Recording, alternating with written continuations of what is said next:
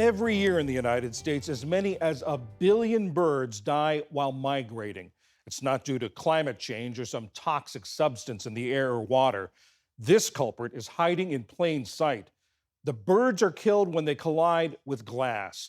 For the latest in our Saving Species series, we went to see an effort to reduce this carnage in Philadelphia, where it turns out residents love a lot more birds than just the eagles. And so the birds are attracted to the brightness. The sun is barely up over downtown Philadelphia, and the guy known as the Birdman is already at work.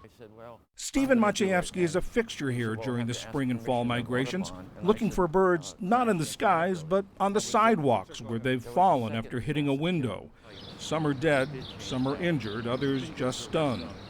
They don't know what glass is. They don't know glass is hard. They just see a reflection, or they think they can go in or through, and then they start hitting. It didn't take long for Maciejewski's eagle eyes to spot a dead ovenbird, a small songbird. So beautiful. They have this orange crown, and they have this loud voice singing, "Teacher, teacher, teacher." The species and other details go into his logbook. The dead bird goes into a plastic bag to be taken to a lab for study. The all-too-common routine done, he moves on. Maciejewski's a volunteer for Bird Safe Philly, a partnership aimed at creating safe spaces for birds. Since 1970, the United States and Canada have seen a decline in bird species of 30%. While much of it's due to habitat loss, glass windows pose the third largest threat. Robin Irizarry is with Audubon Mid-Atlantic. Folks don't recognize just how serious of a threat this is because it's such a passive threat. It's not something that we're actively doing, like engaging in deforestation or, paving over areas of habitat. This is simply by us existing in the way that we live, having windows. It's a threat to birds, and it's killing birds. Sort of organized how we classify birds. So Jason Weckstein runs a lab studying birds at the Academy of Natural Sciences of Drexel University. And you can see this is filled with specimens that say Philadelphia. Its collection of birds killed in window strikes dates back nearly 150 years. If you look here, there's specimens from 1877. Wow. This one from 1906 is actually from the early window kills that happened here in Philadelphia. So this was on City Hall. When City Hall was first lit up, we actually had window strikes happening there. There were some window strikes just from glass alone. That does happen, and certainly glass on its own is a problem when it's reflective, but you add lights into the mix and it makes it a lot worse. Birds make their long migratory journeys mostly at night, and for reasons still not fully understood, they're drawn to artificial lights. Philadelphia sits on a migratory superhighway known as the Atlantic Flyway, so its brightly lit skyline is ripe for the sort of mass collision that occurred on October 2nd, 2020. We had around 450 birds just at this building. And I take care of like a number of birds, I process them, and people say there's more down there and more down there. How many birds did you collect that day? 800 or 900. Wow. And we kind of thought that there was probably over 1,500 that were killed. That happened essentially in my backyard. I live in that area. That catastrophic event moved bird lover Marianne Scott to action. There is a general misconception that it's the high rises that are the biggest problem. So, the statistic I think is that it's 4 stories or less where the most fatal collisions occur. As executive director of the Building Industry Association of Philadelphia, she's working to convince the members of that residential real estate trade group to turn off lights, both inside and outside, between midnight and 6 a.m. during migration seasons. I think by and large people don't know that there's a problem. They're shocked to hear when I say there might be 300 million birds traveling across the country now. In fact, the night before we went on patrol with Stephen Maciejewski, an estimated 660 million birds were in the skies over the United States in the midst of their spring migration north. That makes for a busy morning. An injured ovenbird is placed in a paper bag for transport to the Schuylkill Wildlife Center's clinic for rehabilitation. Then Maciejewski helps an apparently stunned bird struggling to regain its sense of direction and get on its way. Next, an injured yellow-throated warbler. And at the entrance of an office building, a box safeguarding the body of a dead bird left by building staff who've gotten to know Maciejewski. I actually have them in my contacts on my phone because this is so sadly regular occurrence. There's been times when I've been sitting there and they've flown in, to the window.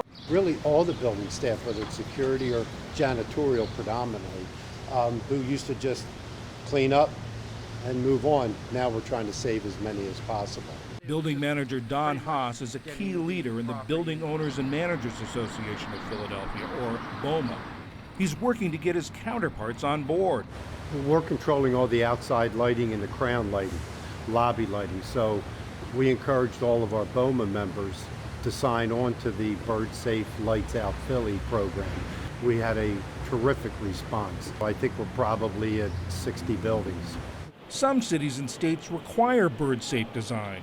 In Maryland, state law says buildings that are at least 50% publicly funded must follow bird-safe design practices. A New York City law mandates that all city-owned buildings turn off lights at night during migration season. In Canada, Toronto requires new and existing buildings to take steps to be bird-friendly. In West Philadelphia, the University of Pennsylvania makes being feather-friendly part of its sustainability plan. Many school buildings take part in Lights Out Philly, and in some, like the Singh Center for Nanotechnology, window glass is etched with vertical stripes, a pattern that's been found to reduce collisions. It's the same idea as the dots on the transparent film covering the windows of Lauder College House, one of the campus dorms. I've sort of become the bird expert in my friend group. I receive texts where friends will say, I heard this bird at this late hour of night, is this normal? Student eco rep Zaid Doman monitors the campus for bird strikes as part of his work-study program. There have been birds I've picked up right after they were hit, and most of them were dead, so I can feel the sort of remnants of life leave their body, and it is really hard, and it's not something that gets any easier. To me, it's always struck me as this sort of microcosm of how humans interact with the environment in general. It's our architecture, it's our human influence on the environment around us that is causing these birds to get hurt and to die.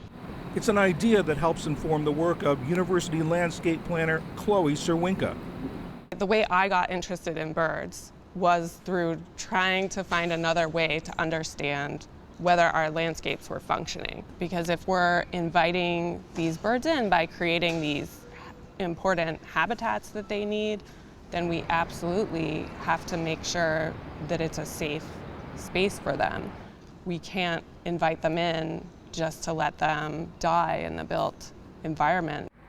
The solutions Penn is employing are just some of the methods found to be effective. At the Discovery Center in Philadelphia, Robin Irizarry shows us others. These are Acopian bird-saving blinds.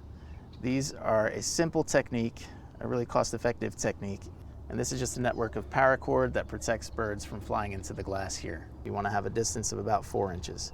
So when a bird's flying through there, it's not going to feel comfortable going through that space. I like they call me Birdman. It's an honor. Back on the streets of Philadelphia, Stephen Maciejewski wraps up his day. He's collected 13 dead and injured birds. The injured were sent to rehabilitation. The dead were neatly placed in a freezer at the Academy of Natural Sciences alongside other birds that have met similar fates, all available to be used for research. It's very sad to find these birds. I mean, they're coming up north looking to raise a family, traveling like thousands of miles from South America, Central America, the Caribbean, to come this far and then to die on the streets of Philadelphia.